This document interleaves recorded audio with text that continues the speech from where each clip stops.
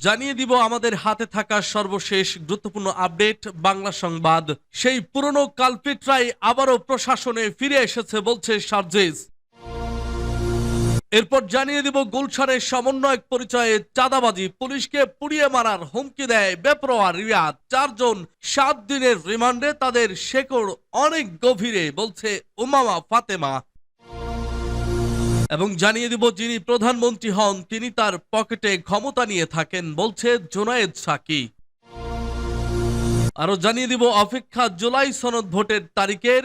প্রশ্ন উঠেছে জুলাই সনদের আগেই ত্রয়োদশ জাতীয় সংসদ নির্বাচনের তারিখ ঘোষণা করা হবে নাকি পরে। এ নিয়ে থাকছে বিস্তারিত ডেস্ক রিপোর্ট। এবং জানিয়ে দেব কালা কালা তালা তালা জ্বালা জ্বালার দেশ। এবং সর্বশেষ জানিয়ে দিব বিনিয়োগকারীরা নির্বাচিত সরকারের অপেক্ষা করছে বলছে আমির খসরু। শুনছিলেন সংবাদ শিরোনাম, এরপর বিস্তারিত। তবে তার আগে অনুরোধ থাকবে ভিডিওটিতে একটি লাইক এবং কমেন্টস করে জানিয়ে দিন আজকের এই ভিডিও সম্পর্কে আপনার মূল্যবান মতামত। আর অবশ্যই এই ভিডিওটি আপনার ফেসবুক সোশ্যাল মিডিয়ায় শেয়ার দিয়ে ছড়িয়ে দিন আর জানিয়ে দিন আপনি কোন জেলা থেকে বা কোথা থেকে আমাদের সংবাদটি শুনছেন এবং দেখছেন। সেই পুরনো কালপ্রিটরাই আবারও প্রশাসনে ফিরে এসেছে বলছে সার্জিস। জাতীয় নাগরিক পার্টির এনসিপি উত্তরাঞ্চলের মুখ্য সংগঠক সার্জিস আলম বলেছেন, যাদের বিরুদ্ধে একদিন আমরা রাস্তায় নেমেছিলাম, দুর্ভাগ্যজনকভাবে তারাই আবার রাষ্ট্রের গুরুত্বপূর্ণ সিস্টেমে ফিরে এসেছেন। রোববার বিকেলে শেরপুরের থানা মোড় এলাকায় আয়োজিত এক পথসভায় এসব কথা বলেন তিনি বলেন, বাংলাদেশের প্রতিটি সিস্টেম একসময় ধান্দাবাজ, দুর্নীতিবাজ এবং সুবিধাবাদী গোষ্ঠীর দখলে ছিল। অভ্যুত্থান পরবর্তী সময়ে তাদের বিরুদ্ধে কঠোর ব্যবস্থা নেওয়ার কথা থাকলেও তা বাস্তবায়িত হয়নি। এখন দেখা যাচ্ছে সেই পুরনো কালপিটরাই নতুন রূপে আবার প্রশাসনের বিভিন্ন স্তরে ফিরে এসেছে। সার্জিস আলম বলেন, ভূমি অফিস থেকে হাসপাতাল, থানা থেকে পৌরসভা, সব জায়গায় এখনো কিছু লোক জনগণের সেবক না হয়ে শোষক হয়ে উঠেছে। আমরা সেই প্রতিরোধের রাজনীতি করি। যারা জনগণের স্বার্থে ক্ষতিকর তাদের মুখোশ টেনে ফেলাই আমাদের লক্ষ্য। তিনি আরো বলেন, আমরা কাউকে অন্ধভাবে পীর মানব না। ভালো করলে প্রশংসা করব, খারাপ করলে সে যেই হোক তার বিরুদ্ধে কথা বলবো। আমাদের বিবেক আমরা আর কোনো দল বা প্রতিষ্ঠানের কাছে বন্ধক রাখবো না। গুলশানের সমন্বয়ক পরিচয়ে চাঁদাবাজি, পুলিশকে পুড়িয়ে মারার হুমকি দেয় বেপরোয়া রিয়াদ। 4 জন 7 দিনের রিমান্ডে, তাদের শেকড় অনেক গভীরে উমামা ফাতেমার মন্তব্য। সাবেক সংসদ সদস্য এমপি শাম্মী আহমেদের রাজধানীর গুলশানের বাসায় বৈষম্য বিরোধী আন্দোলনের সমন্বয়ক পরিচয়ে চাঁদাবাজির নেতৃত্ব দেন আব্দুর রাজ্জাক বিন সুলাইমান ওরফে রিয়াদ। বৈষম্য বিরোধী ছাত্র আন্দোলনের সম্মিলিত বেসরকারি বিশ্ববিদ্যালয়ের ভারপ্রাপ্ত আহ্বায়ক রিয়াদ বাংলাদেশ গণতান্ত্রিক ছাত্র সংসদের কেন্দ্রীয় সংসদের সদস্য।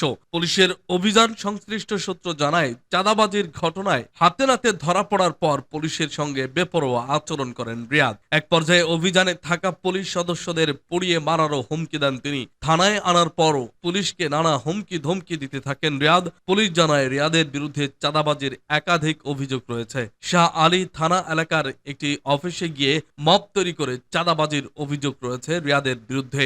সংশ্লিষ্ট সূত্র জানায়, অন্তর্বর্তী সরকারের উপদেষ্টা ও বিভিন্ন রাজনৈতিক দলের প্রভাবশালী নেতাদের সঙ্গে ছবি তুলে নিজের ফেসবুকে দিতেন রিয়াদ। সেসব ছবি দেখিয়ে উচ্চ মহলে তার সখ্য আছে দাবি করে প্রভাব বিস্তার করতেন তিনি। এদিকে চাঁদাবাজির ঘটনার জেরে বাংলাদেশ গণতান্ত্রিক ছাত্র সংসদ থেকে রিয়াদকে শনিবার গভীর রাতে বহিষ্কার করা হয়েছে। সাবেক এমপি শাম্মী আহমেদ বর্তমানে যুক্তরাষ্ট্রে থাকায় তার স্বামী সিদ্দিক আবু জাফরকে জিম্মি করেন রিয়াদ ও তার সহযোগীরা। প্রথম দফায় আবু জাফরের থেকে 10 লাখ টাকা বাগিয়ে নেন তারা।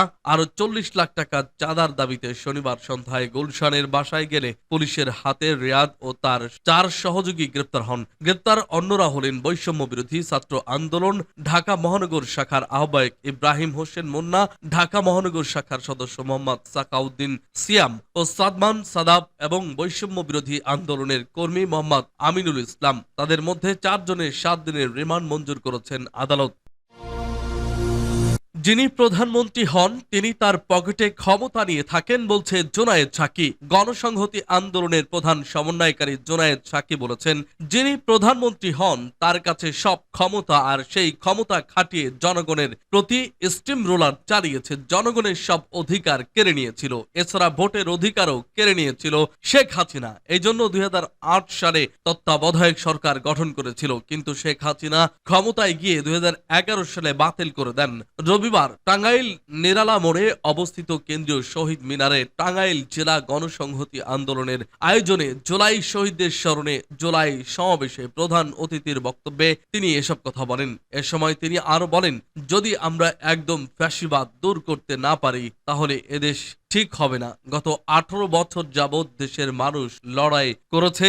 বিগত সময়ে বিরোধী দলীয় নেতাদের উপর অত্যাচার, নিপীড়ন, গুম, হত্যা সহ বিভিন্ন ভাবে হয়রানি করেছে, যার বর্ণনা দেওয়া যাবে না। ত্রাসের রাজত্ব কায়েম করেছিল, জনগণ তখনও বুঝে ওঠেনি, কিন্তু এবার 24-এ মানুষের স্ফুলিঙ্গ ফুটে উঠেছে, যার ফলে আন্দোলন সফল হয়েছে। টাঙ্গাইল সদর উপজেলা গণসংহতি আন্দোলনের সভাপতি মোফাক্খারুল ইসলামের সভাপতিত্বে বক্তব্য রাখেন বাংলাদেশ ছাত্র ফেডারেশনের সাধারণ সম্পাদক সোহেল রানা, যুগ্ম সাধারণ সম্পাদক ও টাঙ্গাইল জেলার সভাপতি ফাতেমা রহমান, বিথি গণসংহতি আন্দোলনের টাঙ্গাইল পৌর কমিটির সদস্য সচিব ফারজানা জেসমিন, জুলাই আন্দোলনে নিহত শহীদ মারুফের মা মোর্শেদা বেগম প্রমুখ।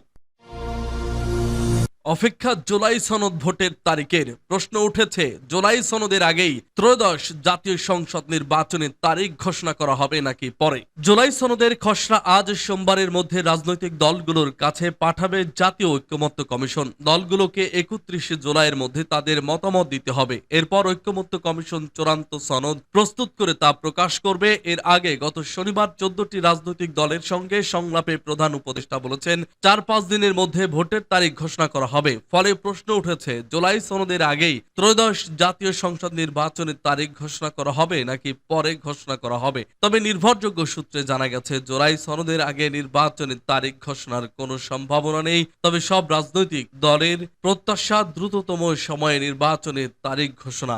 গত শনিবার বিকেলে রাষ্ট্রীয় অতিথি ভবন যমুনায় প্রধান উপদেষ্টার সঙ্গে 14টি রাজনৈতিক দলের বৈঠক হয়। বৈঠক শেষে জাতীয় পার্টির কাজী জাফর চেয়ারম্যান মোস্তফা জামাল হায়দার সাংবাদিকদের বলেন, প্রধান উপদেষ্টা ক্যাটাগরিক্যালি সুস্পষ্টভাবে বলেছেন, তিনি আগামী 4-5 দিনের মধ্যে নির্বাচনের সময়সীমা তারিখ ঘোষণা করবেন। দেশে যে অরাজকতা, তার একমাত্র সমাধানের পথ নির্বাচন, এটা সরকার বোঝাতে পেরেছে। জাপানে তার বক্তব্য অনুযায়ী জুলাই মাসেই ভোটের তারিখ। কালা কালা তালা তালা জ্বালা জ্বালার দেশ বাংলাদেশ কেমন চলছে তা যদি বুঝতে চান, তবে সবার আগে কয়েকটি বিষয় আপনাকে ধর্তব্যের মধ্যে আনতে হবে। দেশের হাল হকিকত কেমন হতে পারে তা নিয়ে যেমন সক্রেটিসের বিখ্যাত উক্তি রয়েছে, আবারও কোনো একটি রাষ্ট্রের বাস্তব অবস্থা অনুধাবনের জন্য হযরত আলী রাদিয়াল্লাহুর সূত্রটি মহাকালে ব্যাপক খ্যাতি অর্জন করেছে। আমি শুধু সক্রেটিস এবং হযরত আলী রাদিয়াল্লাহুর উক্তিগুলো উল্লেখ করব, তারপর চলমান বাংলাদেশের সার্বিক অবস্থা নিয়ে আপন মতামত ব্যক্ত করবেন। সক্রেটিস বলেন, এমন একটি সময় আসবে যখন মূর্খরা দেশ শাসন করবে এবং দুর্নীতিবাজরা উল্লাস নৃত্য করবে। হযরত আলী রাদিয়াল্লাহু বলেন, কখন বুঝবে একটি দেশ রসাতলে গিয়েছে?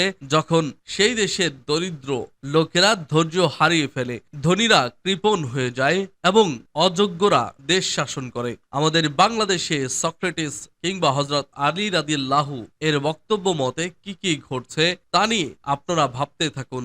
আর এই সুযোগে মানুষের মুখের ভাষা, চিন্তা, চেতনা, পোশাক, পরিচ্ছদ এবং যৌনতা কিভাবে দেশের ভাগ্য নির্ধারণে গুরুত্বপূর্ণ ভূমিকা পালন করে সে বিষয়ে আমার ব্যক্তিগত অভিমত আপনাদের সামনে তুলে ধরার চেষ্টা করতে থাকে। আপনি যদি বাংলাদেশের বর্তমান অবস্থা দেখেন তাহলে লক্ষ্য করবেন, যারা যত বেশি অশ্লীল এবং অশ্রাব্য ভাষায় গালাগাল দিতে পারছে, লোকজন তাদেরই সর্বজ্ঞানী মনে করছে। অন্যের ব্যক্তিগত জীবন নিয়ে গীবত, মানি লোকের অমর্যাদা, পরিশ্রমীদের শ্রমিককে টিটকারি করা এবং সফলতম মানুষদের নানাভাবে হ্যায় করে যারা গলাবাজি করছে তারাই এখন সব মুন্ডের অধিকর্তা। সমাজে যারা আগ বাড়িয়ে নিজেদের নেতা হিসেবে জাহির করেছে তাদের ভয়ে মানুষ প্রশ্ন করতে ভুলে গেছে তাদের নেতাদের বৈশিষ্ট্য কি। যারা ক্ষমতার দম্ভ করছে তাদের প্রশ্ন করা হচ্ছে না যে ক্ষমতার উৎস কি। যারা মানুষের ভাগ্য বিধাতা রূপে জীবন, সম্পদ এবং ভূখণ্ডের উপর কর্তৃত্ব দেখাচ্ছে তাদের বৈধতা নিয়ে প্রশ্ন করার হিম্মত আম জনতা হারিয়ে ফেলেছে। বিনিয়োগকারীরা নির্বাচিত সরকারের অপেক্ষা করছে বলছে আমির খসরু। নির্বাচিত প্রতিনিধি না থাকায় পুলিশ ও সরকারি কর্মকর্তারা কাজ করছে না মন্তব্য করে বিএনপির স্থায়ী কমিটির সদস্য আমির খসরু মাহমুদ চৌধুরী বলেছেন, জুলাই আন্দোলনকে সফল করতে না হলে জনগণের ভোটের মাধ্যমে নির্বাচিত সরকার আসতে হবে। দেশের বিনিয়োগকারীরা নির্বাচিত সরকারের অপেক্ষা করছে। আজ রবিবার ঢাকা রিপোর্টার্স ইউনিটিতে এক আলোচনা সভায় তিনি এসব কথা বলেন। আমির খসরু বলেন, জুলাই আন্দোলন নিয়ে বিভাজন হচ্ছে, তবে আন্দোলন হাইজ্যাক করার সুযোগ নেই। যাদের নির্বাচন ভীতি রয়েছে তাদের নির্বাচনে অংশগ্রহণ না করার পরামর্শ দিচ্ছি। তিনি বলেন, যারা নির্বাচনকে ভয় পায় তাদের রাজনীতির দরকার নেই, তারা প্রেসার গ্রুপ হিসেবে কাজ করুক, এনজিও হিসেবে কাজ করতে পারে।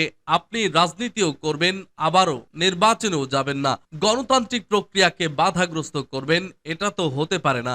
জুলাই আন্দোলন নতুন কিছু না, বাংলাদেশের মানুষের ডিএনএ তে আছে। হাসিনার যাওয়া ছাড়া আর কোনো গতি ছিল না। 5ই আগস্ট তার পতন না হলে আমরা বাড়ি ফিরে যেতাম না, আমাদের আন্দোলন অব্যাহত থাকতো, যোগ করেন তিনি। বিএনপির স্থায়ী কমিটির এই সদস্য বলেন, দেশে নির্বাচিত প্রতিনিধি না থাকায় পুলিশ ও সরকারি কর্মকর্তারা কাজ করছে না, হচ্ছে না বিদেশি বিনিয়োগও। বিপ্লবের পর যেসব দেশ নির্বাচন বিমুখ হয়েছে সেসব দেশ ব্যর্থ রাষ্ট্রে পরিণত হয়েছে। দায়বদ্ধ প্রশাসনের জন্য গণতান্ত্রিক পদ্ধতিতে নির্বাচিত সরকার প্রয়োজন। তিনি বলেন, আন্দোলনের উদ্দেশ্য ছিল মালিকানা ফিরে পাওয়া, সাংবিধানিক অধিকার ফিরে পাওয়া। আমরা আন্দোলনের জায়গাটিতে কোনো বিভাজন চাই না। বিএনপির নেতাকর্মী আহত নিহত বেশি হলেও বিএনপি আন্দোলনের কৃতিত্ব দাবি করেনি। আন্দোলনকে সফল করতে হলে জনগণের ভোটের মাধ্যমে নির্বাচিত সরকার আসতে হবে। আমাদের দেশের বিনিয়োগকারীরা নির্বাচিত সরকারের অপেক্ষা করছে। গণতন্ত্রের একমাত্র ভালো দিক হচ্ছে সব পর্যায়ের কর্মকর্তা কর্মচারীরা জবাবদিহিতার ভয়ে থাকেন।